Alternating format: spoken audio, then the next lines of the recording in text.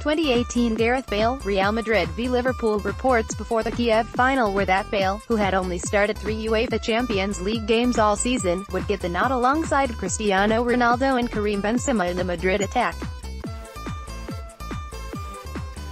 Instead, Zinédine Zidane went with the same 11 that had started the 2017 final, leaving the Wales forward once again on the bench.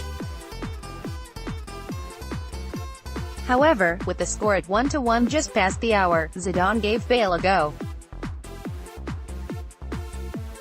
Just 122 seconds later, Bale was in the air scoring with an incredible overhead volley that many think eclipsed even the 2002 Madrid final winner claimed by his now coach.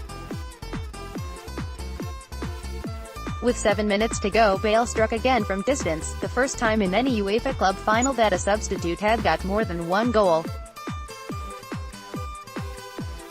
2006 Larsson, Barcelona v Arsenal. A substitute doesn't have to score to have a decisive impact on a final, however.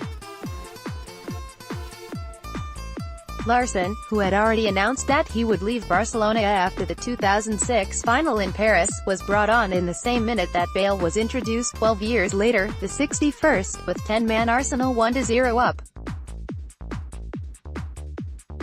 His impact was not as immediate as Bale's, but with 14 minutes left the Swede produced a clever layoff that sent Samuel Eto'o through to equalize.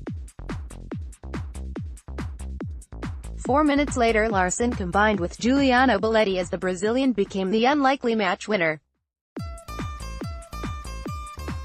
An impressed Thierry Henry said, "You talk about Ronaldinho and Eto'o and people like that, you need to talk about the proper footballer who made the difference, and that was Henrik Larsson." 2002. Iker Casillas, Real Madrid v Bayer Leverkusen. This wasn't a game-changing introduction like those on the list, or in the video above, yet it perhaps had the most long-term significance of all. Zidane had already scored his goal and Madrid led 2-1 when goalkeeper Cesar Sanchez was injured in the 67th minute and replaced by Casillas. 21-year-old Casillas had started the 2000 final win against Valencia before finding himself dropped during a shaky 2001-02 season in favor of Sanchez. But given his chance in Glasgow, Casillas pulled off some crucial saves to ensure Madrid's victory and was promptly re-established as first choice for more than a decade, eventually becoming the man with more UEFA club competition appearances than anyone else. 1999 Teddy Sheringham and Ole Gunnar Solskjaer, Manchester United v Bayern München. Sheringham, like Casillas, came on in the 67th minute in Barcelona when United trailed 1-0, as they still did when Solskjaer was introduced 14 minutes later. And as they still did when the game entered added time. The rest is so folkloric it is hard to believe it really happened. 2 David Beckham corners, the first met by Ryan Giggs and turned in by Sheringham, the second headed on by the first substitute for Solskjaer to poke home. Within seconds, Sheringham and Solskjaer were engulfed by not just those also up for the corner but also the unused replacements. For the record, Raymond van der Gouw, David May, Wes Brown, Phil Neville and Jonathan Greening. 1997 Lars Ricken, Borussia Dortmund